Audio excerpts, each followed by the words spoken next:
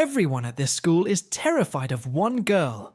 Pierced, ice cold, and rumored to threaten anyone who crosses her, they say she'll kill you if you get too close. But there's one timid boy she's strangely, impossibly kind to.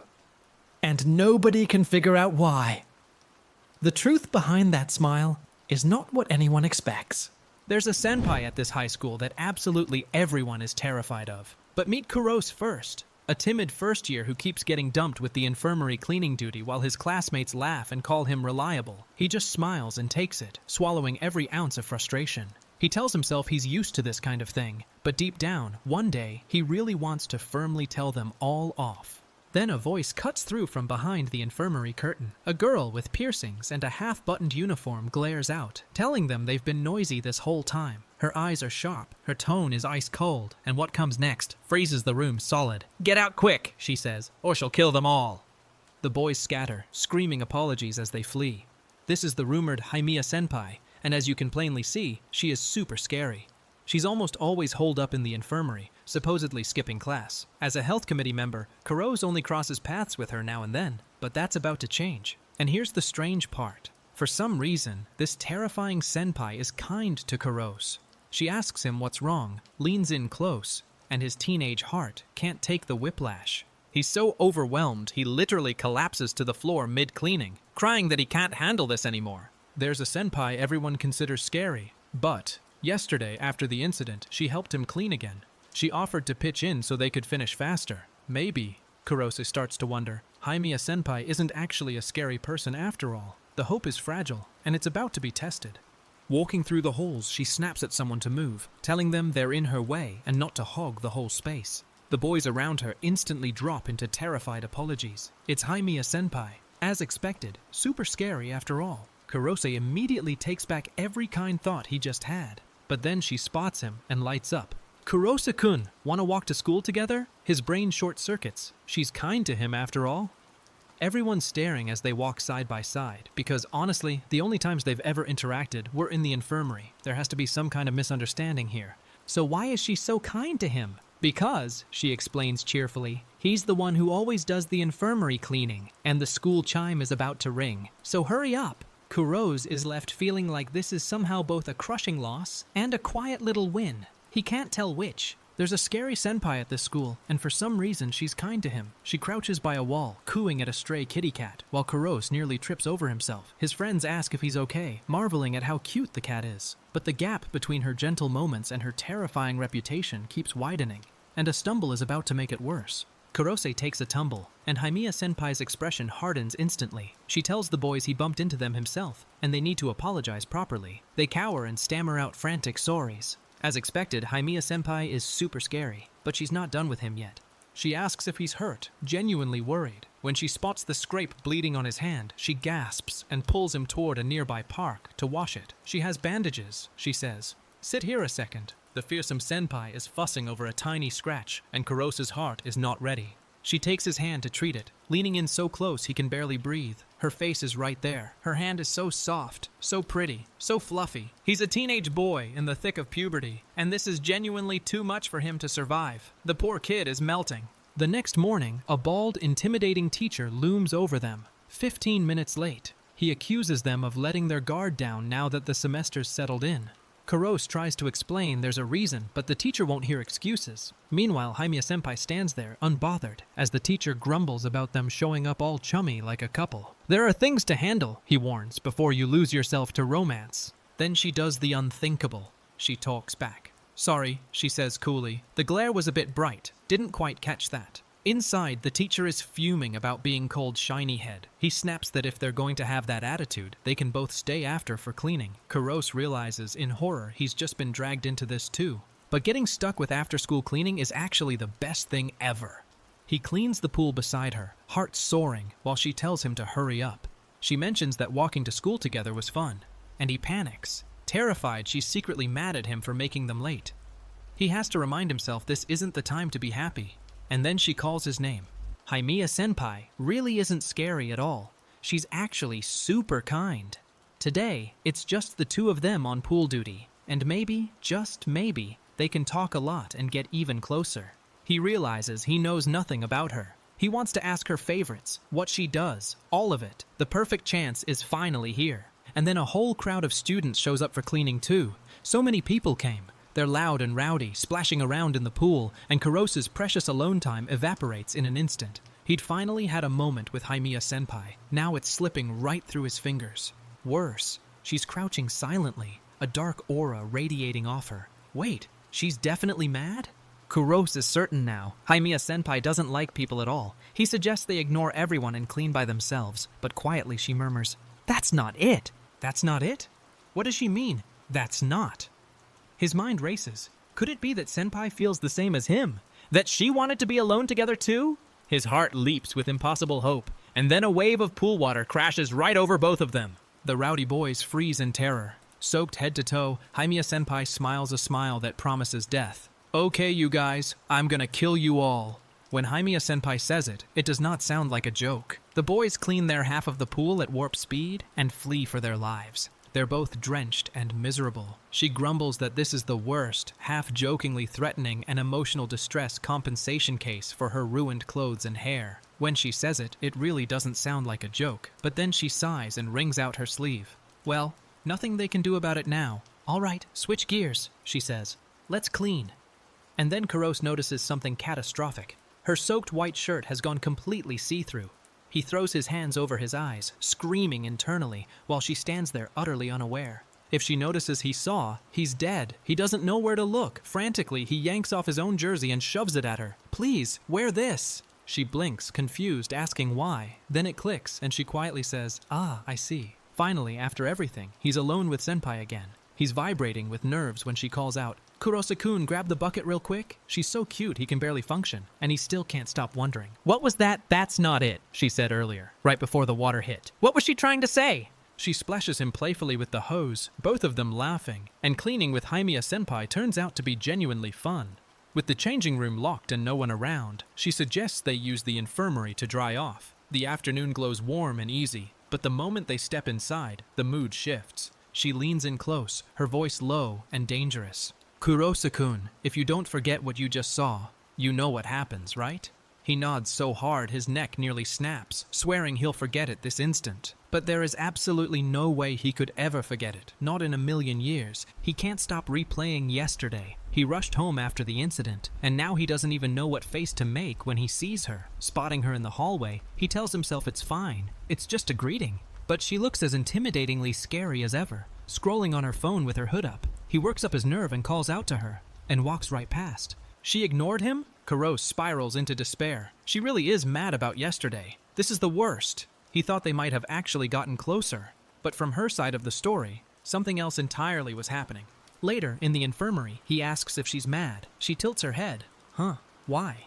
When he brings up the hallway, she looks genuinely puzzled. He explains he called out to her and she didn't respond. And that's when he notices something he's never seen before. She's wearing glasses. "Sorry," she says. She forgot her contacts today and couldn't see much. Plus, she had earphones in, so she probably just didn't notice. She apologizes for worrying him. Kurosa stares, stunned, his whole panic collapsing into relief. It was never about him at all. She smirks behind the glasses. "Did you hate that idea that much?" He flails, insisting that's not it. The girl everyone fears, teasing him gently in reading glasses, is a sight that completely rewires his brain. There was no anger. There was only a misunderstanding, and a senpai who's far softer than the rumors. On the walk to school, Kurosa's mind drifts to her again. He's scrolling his messaging app, Rhine, and the loneliness hits. He still hasn't made a single friend since starting high school. His chat list is nothing but family and coupon notifications. And right on cue, the universe has terrible timing. He works up the courage to think it.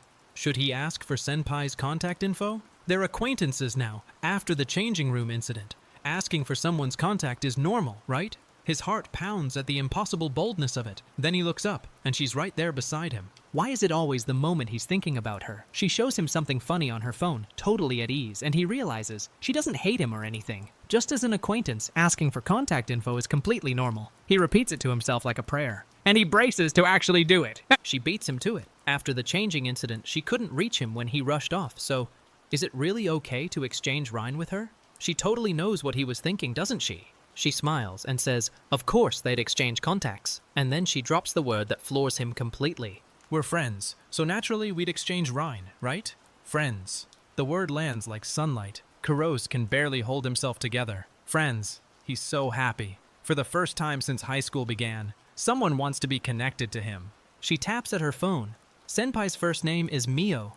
Mio-san, huh? It's the first time he's ever heard it. She giggles, admitting that somehow she's really happy too. A name, a number, a friend. The lonely boy's whole world just got a little bigger. Then, in the hallway, Kuros overhears two classmates talking about that second-year Haimiya. His ears prick up. Apparently, a friend of theirs saw her smoking. Senpai, smoking? His blood runs cold. The rumor mill has its claws out, and he doesn't know what to believe. No matter how scary Haimiya-Senpai is, it's hard to imagine her becoming a delinquent. But still, he's worried. He hurries to the infirmary and asks Aya-sensei if Senpai's come by. The nurse points him to the courtyard. It's probably just a baseless rumor, he tells himself. She can't really be smoking, right? He finds her on the courtyard steps, something at her lips. She notices him and holds it out. Want some? He freezes. Then he sees it clearly. It isn't a cigarette at all. It's ramune candy. The kind shaped like a little stick that she's apparently hooked on. The smoking was a misunderstanding from the very start. He admits he heard the rumor that she was smoking. She shrugs. Yeah, this is easy to misunderstand. She tends to attract all kinds of rumors, true or false, and she just lets people say what they want. She doesn't really care, but hearing how genuinely worried he'd been, she softens. Then I'm glad. Sitting with the koi pond before them, he asks if she likes the fish she's always feeding. Not exactly like, she muses, more like wondering what they're thinking. Kuros, desperate to be useful, decides this is his moment to impress her. He whips out his phone to research koi. He has no idea what he's about to unleash. Senpai, he announces proudly. If you remove the fishy smell, koi have bouncy white flesh and are apparently delicious. People eat them in miso soup or simmered dishes. He beams, certain he's being helpful. Mio stares at him in dawning horror. The conversation has taken a deeply unexpected turn. She recoils. Wah, sorry, that was just a joke. Now she kind of doesn't want to know. Kansai people's jokes are difficult, Kuros realizes, sweating. She sighs that, as expected, her jokes never land with him. The culture gap between them runs surprisingly, comically deep. That night, his world expands again. His eldest sister Sora, 20 years old, bursts in dramatically.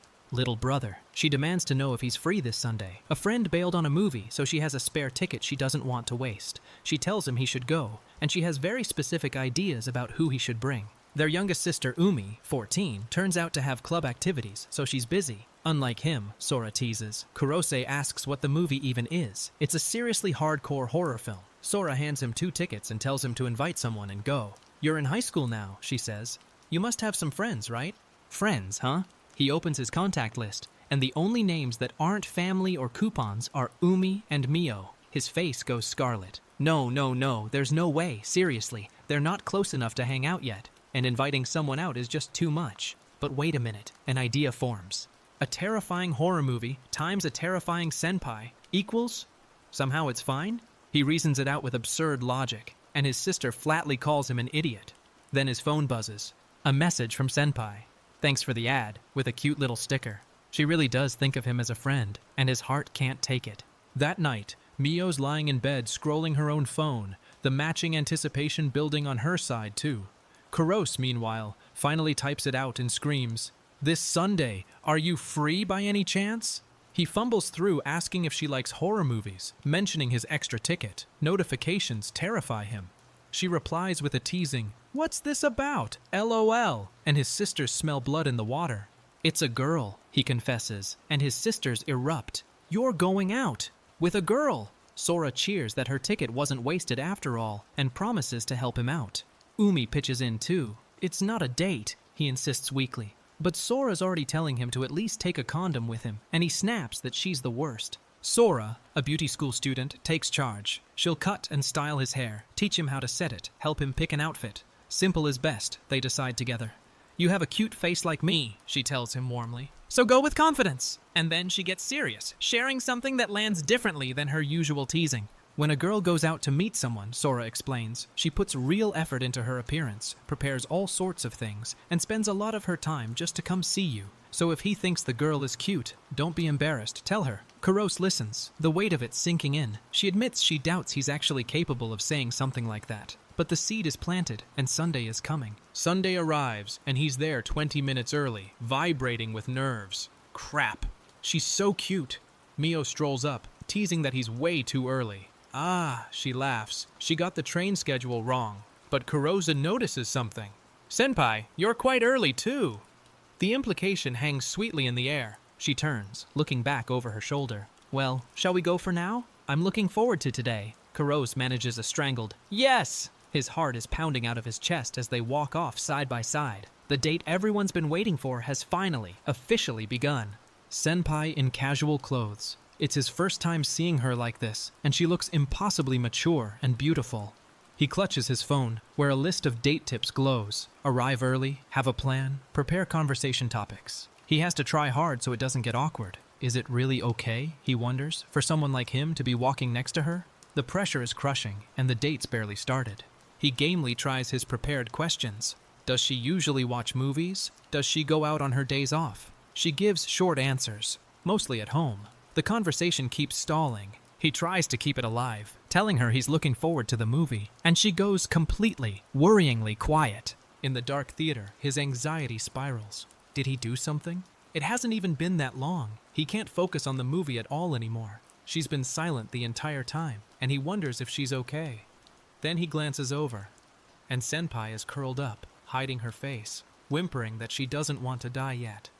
It hits him. Could it be that Senpai is bad with horror movies? Suddenly she grabs his sleeve, white-knuckled and trembling. Kurose-kun, she whispers, this might be too much for me. The fearsome Senpai everyone dreads is terrified of a scary movie. He asks if they should leave, and she nods desperately. Outside, he asks if she's okay. Yeah, somehow, she mumbles, mortified. She apologizes for making him leave in the middle, offering to pay him back for the ticket. He insists it's totally fine. She apologizes again for inviting him without knowing he wasn't good with horror. But he gently points out it's his own fault for not saying anything. Then she asks a question that stings. Why did you bother coming today if you knew? The answer makes his heart stop. He admits he came because he was glad to. She's glad too, she says softly, that he came today. She apologizes for being down because she got scared and asks if he'd still like to hang out after this. Of course, he blurts. Senpai being bad with horror is unexpected and so unbearably cute. A lot happened, but it turns out they can hang out plenty after all. And more importantly, Senpai's whole vibe today is different from usual. It's incredible. He's having so much fun his heart could burst. He splashes water on his face in the restroom, trying to cool down. But the date tip list reminds him the hurdles are still high and the day's not over. Then two guys corner Mio while Kurose is away. Miss, you're seriously cute. Exchange contacts with us. Just your Insta is fine. Her face goes thunderous. Why the hell would she exchange with strangers she doesn't know? Get lost. Seriously. The guy's grins falter, and the situation tilts toward danger. Their attitudes flip in an instant. Are you looking down on us? What's with the attitude? They grab at her. Don't touch me, trash, she snaps. But Kurose, watching from a distance, is frozen solid. His legs won't move. He's terrified. He has to help her. He has to call out. But can he? The guys spot him. Her little brother? Oh, scary. Kurose's whole body shakes, but he forces himself forward. Senpai, on the count of 3, let's run away together. He grabs her hand. 1, 2, and they bolt. The timid boy pulling his terrifying senpai behind him through the crowd. The guys shout after them, I don't need your damn Insta anyway. And then they spit something unforgivable. They only wanted her body from the start, calling her an ugly bitch. Mio, confused, asks what's wrong with Kurose, but something in him has snapped. Ugly bitch. Senpai is the rage builds white hot. Somewhere safe at last, she asks if he's okay. Those guys were touching her. He's the one still shaking with fury on her behalf. But they really told them off, didn't they? She says, and he feels like he's been saved by her all day. Then she smiles and admits something that turns the whole day around. Honestly, she feels like she's always the one being taken care of by him. She tells him that was crazy earlier. He has surprising guts. He thinks it was incredibly lame of him to freeze up at all, but she's genuinely impressed. Okay, she declares, let's pull ourselves together and go to the arcade. Quietly, he's just happy he was able to take action, for Senpai's sake. The outing isn't over yet. At the arcade, she lights up at a crane game full of plushies. Found it. She's been wanting this one. It's the little crying mascot from her Rhine icon, a character called Subex Animal. She asks Kurose which one he thinks is cute. The claw machine looms, and a small challenge presents itself. She heads off to get change. Now the real game starts. Kurose drops in a single coin, takes the claw, and somehow wins it on the first try, with just 100 yen. Mio comes back to find the plushie already in his hands. You gotta be kidding me? She is absolutely floored. She tries the same machine over and over and can't win at all, grumbling that the settings must be wrong. Kurose, watching her slip into scary mode, knows that's bad news. Crap, Senpai's back. No matter how many times she tries, she can't win even once. Her frustration is mounting toward an explosion. Then she does something completely unexpected. She turns to the staff member, cheeks dusted pink, finger to her lips. Could you please move it somewhere easier to win? Kurose's jaw drops. The cutesy strategy? From the fearsome senpai, of all people. It's a side of her nobody has ever seen. Soon Kurose is holding a second plushie, a matching pair, matching items, with Haimiya-Senpai. His heart explodes with quiet joy. She asks, well then, shall we get going? He manages a strangled yes. A happiness the exact size of his palm, and he's holding it tight. Outside, the sky's gone dark. Ha, she sighs. It felt like the day went by in a flash. A lot happened, but... Kurose walks beside her, wondering if Senpai had fun, if she's really okay. The highly eventful date is finally nearing its end, and she calls his name one more time. She admits today was kind of unexpected. Unlike her, she says. Kurose can say his feelings clearly, and he even saved her, someone with no friends. She confesses she'd always thought he was a cool and amazing senpai figure to look up to. But being with him all day, she realized there are parts of him different from her usual image. You're saying that in a good way, right? He panics. And of course, she means it. Then Kurose opens up. Even though he finally became friends with Haimiya-Senpai, he feels like he still doesn't know her at all. He doesn't really know her as a person, or honestly, even the reason she's kind to him. She goes quiet. Then she says she'd be happy if they could get along well, so from now on. The word from now on hangs there like a promise. His chest tightens. Even though he became friends with Senpai, he still doesn't know her personally. And the real reason she's kind to him eludes him. She looks at him with an unreadable expression. He stammers out his hope. From now on, he wants to know her, and she meets him halfway, saying she'd be happy if they got closer too. He clutches his phone, where the date tips list ends with, compliment the other person. He still hasn't done it. His sister's words echo, if you think she's cute, tell her without being shy. Senpai announces her train is coming. She's gotta go. If he's going to say it, it's now or never. Today, he stammers. You were He chokes. I'm glad we got the cute thing, he blurts, holding up the plushie. Mio blinks. Eh? Ah, yeah? She doesn't catch his meaning. Inside, Kurose is screaming at his own cowardice. What am I even doing? He berates himself the whole way. There's no way a timid coward like him could ever tell Haimiya-Senpai his feelings. You coward, you loser. He's furious for thinking he could say it in the flow of the moment, and furious for failing. So what makes him think he's changed at all? In the end, it's just like his sister said. Well then, she calls. I'm going. And then it comes. There's someone in his life who now says see you tomorrow to him, right? Since there's a from now on, he just has to do his best to keep changing from here on out. See you tomorrow, he calls back, beaming, arm raised. On the train, Mio reads his message. Thank you for today. Please get home safely. And a tiny, fond smile tugs at her lips. He's changing, little by little. The next day, Kurose runs through his to-do list. Clean the infirmary, finish his biology assignment, the English one due tomorrow. He bets he's the only committee member who showed up for cleaning again. Mio watches from down the hall, smirking to herself, wondering if Haimiya-Senpai is in the infirmary. She sidles up and bumps his shoulder. He yelps in surprise as she grins. Inside, they greet Aya-sensei, who notes that Mio-chan came together with him. The nurse studies them curiously. Were you two that close? Mio cheerfully insists they've been talking a ton, dragging a flustered Kurose into agreeing. Aya-sensei's eyes narrow with interest. The teasing is about to get worse. Mio mentions they went to use a leftover movie ticket. They watched a horror movie, but then Senpai. Kurose lunges to cover her mouth before she can reveal she got scared, insisting she totally enjoyed it.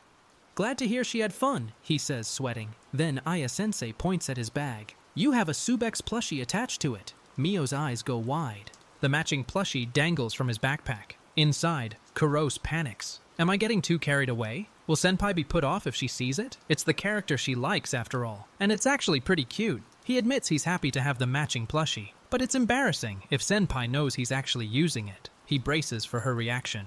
She looks at him, then says, "Well, if you're happy matching with me, Kurosa-kun, it's fine if you use it, isn't it?" He flails at her phrasing. Then she adds, out of consideration for him, she'll attach hers to her bag, starting tomorrow too. Doesn't that make it sound like she's the one who wants to match? Aya-sensei watches the two flustered kids and thinks, they are damn cute. As Mio heads out, Aya-sensei thanks her for helping with the cleaning, and remarks that she seems to be enjoying school a bit lately. Huh? That's a huge misunderstanding, Mio scoffs. She's going home before the nurse says something annoying, but as she turns to leave, the camera catches her bag. And there, already dangling from it, is the matching Subex animal plushie. She was never going to wait until tomorrow.